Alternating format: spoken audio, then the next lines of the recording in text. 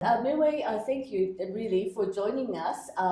Despite this, the difficult, challenging times of coronavirus. One of the topics that we would like to talk about today is the projects that you were working on and supposed to be happening and probably happening in the parallel world at this time.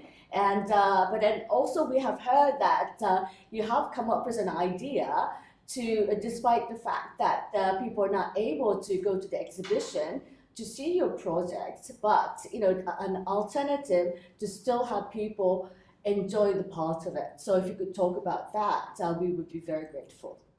Thank you, Terry. So in the parallel universe, the survey show of mine of 15 projects should have opened late March. And then 2 days ago, my project at Tate Modern's Termite Hall, which should have opened. And then this week, the performance of Guernica at Gropius Bau. And then this weekend, I'm supposed to come to Tokyo and do some projects for the Olympic. However, this is all in the different world. With Gropius Bau, the director, Stephanie Rasmussen, asked me, now your show have been installed, all 15 projects, but the museum is closed.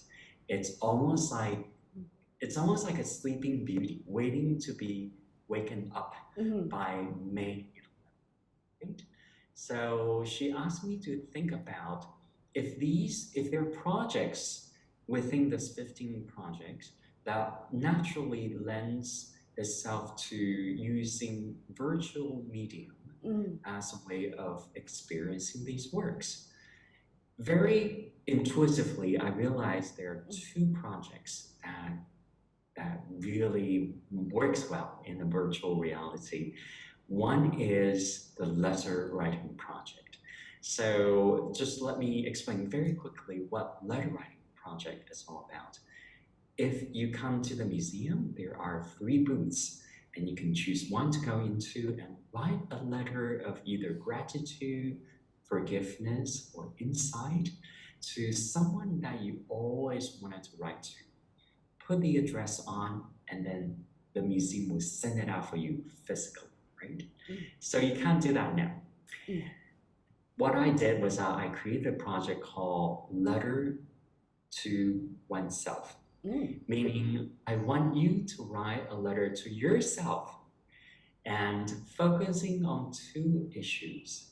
The first issue is, what worries you the most? The second issue is, what do you want to happen in the near future? After you wrote that letter to yourself, you send it to Gropius Bau. So now Gropius Bau has all these letters that people wrote to themselves, and it will be read and experienced by these people and by audience when the museum opens. So I think that is a good way to create a sister project for the letter writing project. That's quite interesting. Mingwei, is it possible for the people in Japan to participate in that project? Good question, Terry.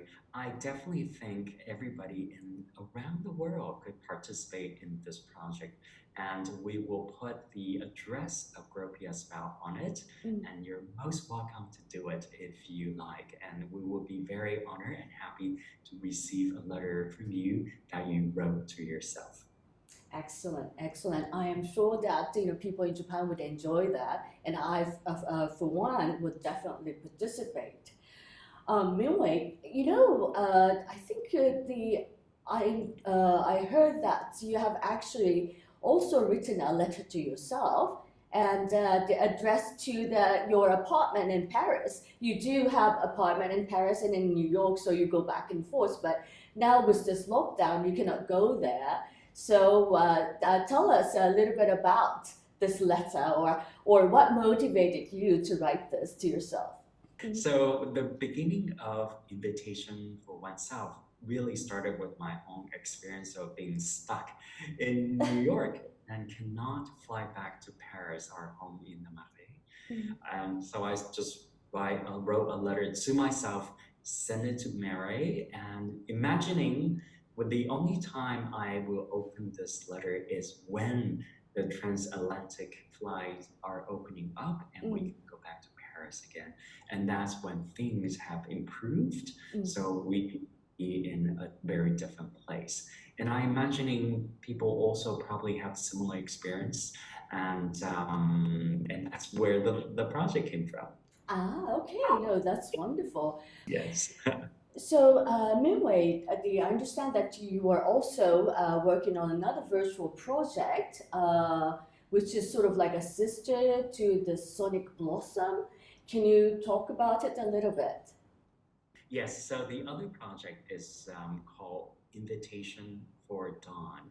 And like you say, it's a sister project for Sonic Blossom. And again, allow me to explain Sonic Blossom very quickly. So when you come to a museum, an opera singer in a beautiful costume might come up to you and say, "May I give you a gift of song?" And then she will sing a beautiful Schubert lied for you as a gift, and that's it. So now I realize the gift is actually not a physical object, but it was transmitted through sound and through emotion and facial expression. So the virtual medium is a great way to transmit this kind of gift. With Invitation for Dawn, all the Berlin singers who were supposed to sing in Sonic Blossom, now they have a choice of choosing 2 to 3 songs within their repertoire that represents for them the arrival of dawn. So now you can go on to Gropius Bau website and book a time that you would like to receive this particular song. Depends on which singer you have, and depends on what song the singer would like to share with you. And it's always one-on-one in real time and real space. So somebody could be in Sydney while the Berlin singer sings a gift for you. I had, so it's been going on for 2 to 3 weeks, and it has been extremely moving for both the receiver and the singers. So the singer the other day sang a folk song from Turkey. And the lady who received this song was in Belgium.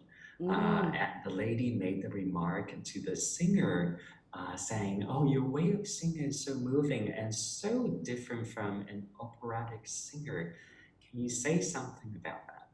So Diria, the singer, said that the reason why it's so different the way I sing this is because my ancestors sang these songs for the mountain, for the desert, for the sky, and the boy is supposed to travel so far.